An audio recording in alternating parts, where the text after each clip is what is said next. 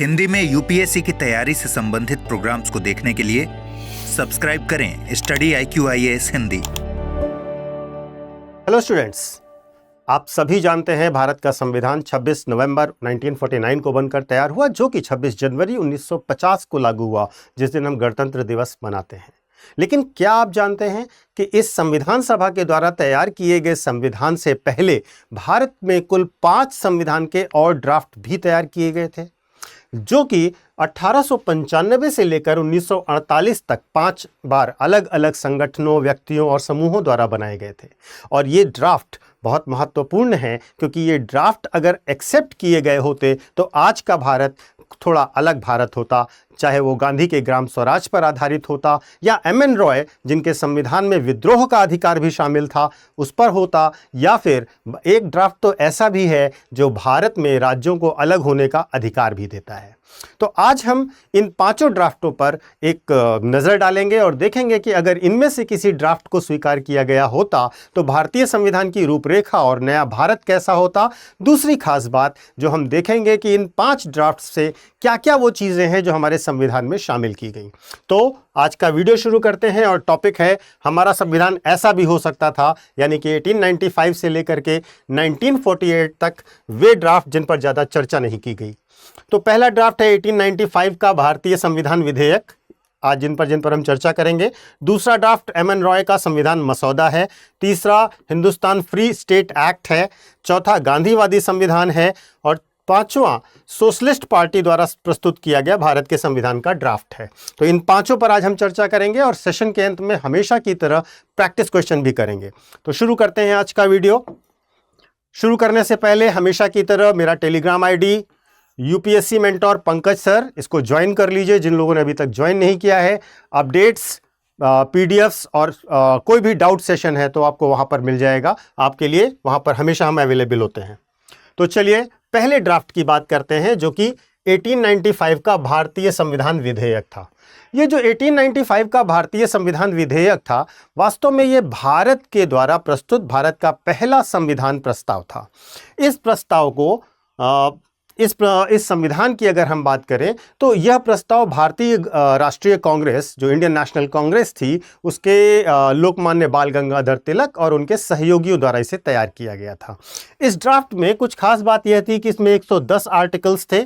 स्वतंत्रता पर बात नहीं की गई थी, बल्कि ब्रिटिश राज के अंतर्गत डोमिनियन स्टेटस यानी स्वशासन की बात की गई थी। इसमें नागरिक अधिकार, संपत्ति का अधिकार, कानून की नज़र में समानता जैसी बातों को शामिल किया गया था, कि जिसके इक्वालिटी बिफोर लॉ, विधि के समक्ष समता की बात की गई थी। और इस ड्राफ्ट की खास बात यह है कि इस ड्राफ्ट को इंडियन नेशनल कांग्रेस में 1895 में पेश भी किया गया था। 1895 के INC के सेशन में प्रस्तुत भी किया गया था, इंडियन नेशनल कांग्रेस के सेशन में प्रस्तुत भी किया गया था। ये वास्तव में उदारवादी समूह के नेताओं द्वारा बनाया गया ड्राफ्ट था। इस ड्राफ्ट को पूरी तरीके से ब्रिटिश मॉडल पर बनाया गया था। ये कानूनी और उदारवादी सोच को रखता था। महत्वपूर्ण यह है कि इसे कभी भी ब्रिटिश संसद में आधिकारिक रूप से पेश नहीं किया गया, पर यह भारतीय संविधान की विचारधारा के प्रारंभिक प्रयासों में, यानी शुरुआती दौर के प्रयासों में सबसे बड़ा प्रभाव, सबसे बड़ा कदम या सबसे महत्वपूर्ण प्रयास जरूर माना जा सकता है। तो ये था आपका पहला मसौदा, जो कि तिलक और उदारवादियों के साथ मिलकर के कांग्रेस में प्रस्तुत किया गया था। ये महत्वपूर्ण कदम था, पहली मांग थी, पहली सोच थी हमारी। दूसरा मसौदा जो है वो MN रॉय का संविधान मसौदा था 1944 का। MN रॉय वास्तव में एक साम्यवादी नेता हैं, कम्युनिस्ट नेता हैं, और इन्होंने बहुत ही व्यापक ढंग से साम्यवादी विचारधारों पर आधारित एक संविधान का ड्राफ्ट तैयार किया था। और इसमें जन सहभागिता पर आधारित लोकतंत्र का सपना दिया गया था। राय ने भाषाई राज्यों वाला संघीय ढांचा बनाया था, पहली महत्वपूर्ण चीज। और अब आप जब मैच करेंगे भारतीय संविधान से, वर्तमान संविधान से, तो आप देखेंगे कि इन संविधान के, इन ड्राफ्ट्स का कितना प्रभाव है भारत के संविधान पर। नागरिक समितियां और यहां तक कि तानाशाही के खिलाफ विद्रोह का अधिकार भी दिया गया था। इसमें प्रत्यक्ष लोकतंत्र की बात की गई थी, जन सहभागिता पर जोर दिया गया था। ये वास्तव में डायरेक्ट डेमोक्रेसी की भी बात करता है। प्रत्यक्ष लोकतंत्र की भी बात करता है, जन सहभागिता की बात करता है, भाषाई आधार पर राज्यों की बात करता है, विद्रोह का अधिकार की बात करता है, सामाजिक और आर्थिक अधिकारों के साथ साथ नागरिक स्वतंत्रताओं की भी बात करता है। और ये यहाँ नागरिकों को असली शक्ति का केंद्र बनाया गया था, ना कि विधायकों को। तो बेसिकली क्या है, शक्ति समस्त नागरिकों के पास होनी चाहिए, जनप्रतिनिधियों के पास नहीं। ये संविधान में बहुत महत्वपूर्ण बात रखी गई थी। यह संविधान एक बहुत ही स्पष्ट, क्रांतिकारी और व्यवहारिक दृष्टिकोण वाला संविधान था। तो ये दूसरा मसौदा था। तीसरा मसौदा हिंदुस्तान फ्री स्टेट एक्ट था 1944 का। ये जो 1944 का फ्री स्टेट एक्ट है, इस एक्ट को यानी कि इस ड्राफ्ट को, इस संविधान को ड्राफ्ट किया था हिंदू महासभा के द्वारा। हिंदू महासभा की सोच से प्रभावित था। और ध्यान देंगे तो आप पाएंगे कि इसमें जो है जिसकी वैचारिक छाया मिल रही है वो है वीडी सावरकर, विनायक दामोदर सावरकर। यद्यपि ये इसके प्रत्यक्ष लेखक नहीं माने जाते हैं। ध्यान रखिएगा, इसमें एक भाषा, एक कानून और एक संस्कृति की बात की गई है, यानी कि एकता पर केंद्रित है।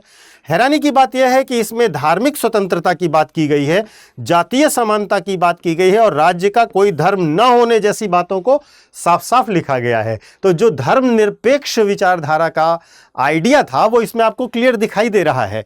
ठीक है। और इसमें एक खास प्रावधान था कि राज्य भारत से अलग हो सकते हैं, यानी कि राइट टू सेसेशन भी दिया गया था। ध्यान रखिएगा कि यह ड्राफ्ट राष्ट्रवाद और धर्मनिरपेक्षता की बीच की जटिलता को दर्शाता है। इस संविधान में नैतिक और आध्यात्मिक मूल्यों को भी स्थान दिया गया था। तो इसमें धार्मिक स्वतंत्रता और समानता के तो सिद्धांत ही थे, लेकिन राजधर्म ना हो ऐसा कोई प्रावधान नहीं था। राजधर्म जैसे भी प्रावधान थे। तो अब आप समझिए कि ये एक वैचारिक सांस्कृतिक दृष्टिकोण के साथ एक धर्मनिरपेक्ष राज्य जैसी अवधारणा पर आधारित है। यद्यपि यहाँ पर एक बात और भी आपको ध्यान रखनी है कि ये एक भाषा, एक कानून, एक संस्कृति जैसी बात कर रहा है। तो ये एक महत्वपूर्ण पड़ाव है हमारे संविधान के विकास का। इसके बाद अगर हम चौथे ड्राफ्ट को देखें तो ये ड्राफ्ट 1946 में आता है, जिसे हम गांधीवादी संविधान कहते हैं। इस ड्राफ्ट को तैयार किया था श्रीमन नारायण अग्रवाल ने, जो कि गांधीवादी विचारधारा के प्रबल समर्थक थे और गांधी जी के बड़े सहयोगी भी थे। इस जो ड्राफ्ट है इसमें ग्राम स्वराज और आत्मनिर्भर गांवों को शासन की इकाई माना गया था। तो बेसिक यूनिट ऑफ एडमिनिस्ट्रेशन माना गया ग्राम सभा को। ठीक है। आत्मनिर्भर गांव की बात की गई, कुटीर उद्योग, खादी, कृषि और नैतिक मूल्यों पर आधारित शासन की बात की गई। महत्वपूर्ण बात है कि इसमें लिखा था कि हर नागरिक को हथियार रखने का अधिकार होगा। अब ये बड़ी मजेदार बात हो जाती है, जहां गांधी अहिंसा की बात करते हैं वहां गांधीयन कॉन्स्टिट्यूशन बात करता है कि आदमी को आत्मरक्षा के लिए हथियार रखने का अधिकार होगा। तो एक तरीके से अहिंसा और आत्मरक्षा, जब हम दोनों चीजों पर साथ साथ बात करते हैं तो ये गांधी की सोच का व्यवहारिक और आदर्शवादी टकराव दिखलाता है। इस ड्राफ्ट का प्रस्तावना, प्रीफेस इस ड्राफ्ट का महात्मा गांधी ने स्वयं लिखा था और इसमें ग्राम स्वराज को बहुत महत्व दिया गया था, कुटीर उद्योगों को महत्व दिया गया था, मॉरल वैल्यूज की बात की गई थी और सबसे बड़ी बात जो की गई थी वो की गई थी न्यूनतम शासन की, मिनिमम गवर्नमेंट। ठीक है। आप देखिए कितने एडवांस्ड लेवल की थिंकिंग है इन संविधान के ड्राफ्ट्स में। ठीक है। और इसके बाद ड्राफ्ट नंबर 5 है, जो कि सोशलिस्ट पार्टी के द्वारा प्रस्तुत संविधान है। यह भी 1948 में प्रस्तुत किया गया। इसे तैयार किया था जयप्रकाश नारायण के नेतृत्व में, जिसमें समाजवाद की विचारधारा को महत्व दिया गया था।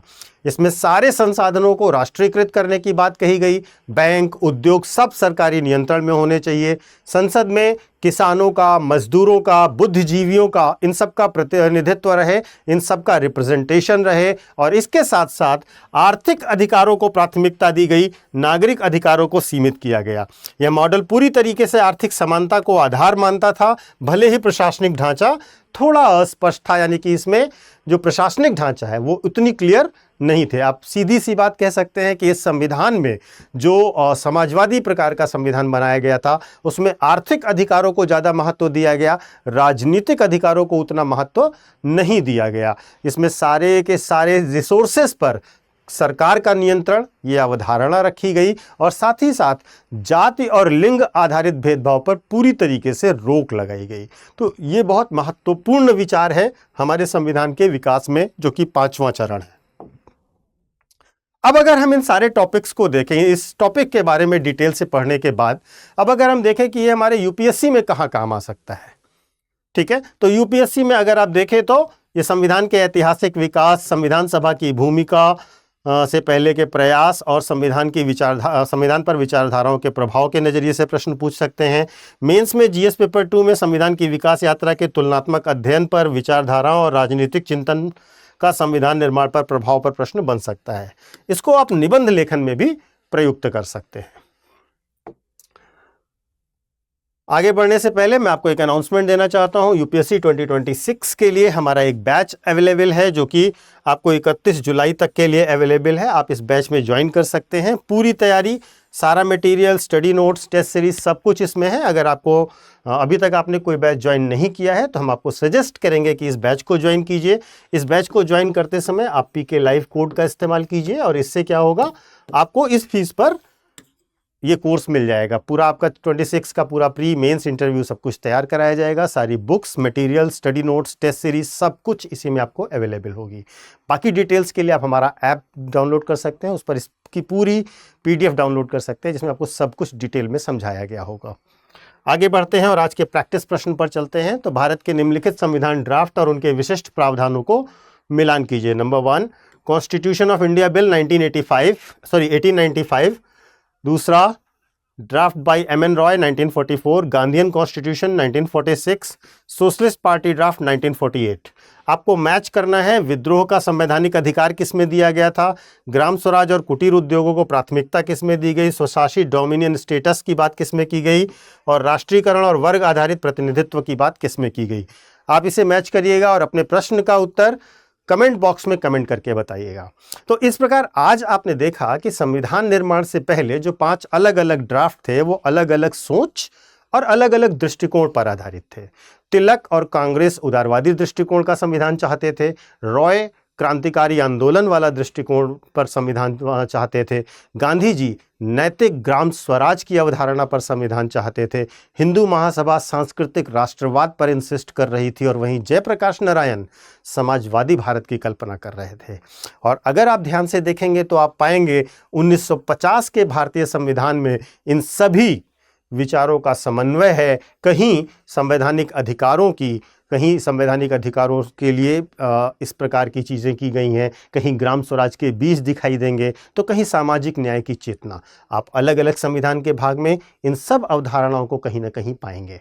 तो इस प्रकार आज मैंने आपको इन 5 ड्राफ्ट्स के बारे में बताया जिसके बारे में सामान्यतः लोग कम जानते हैं या चर्चा कम होती है। इसे ध्यान से पढ़िएगा, ये आपके उत्तर को इनरिच करने में बहुत मदद करेगा। Thank you so much. Hindi में यूपीएससी की तैयारी से संबंधित प्रोग्राम्स को देखने के लिए सब्सक्राइब करें स्टडी IQ IAS हिंदी।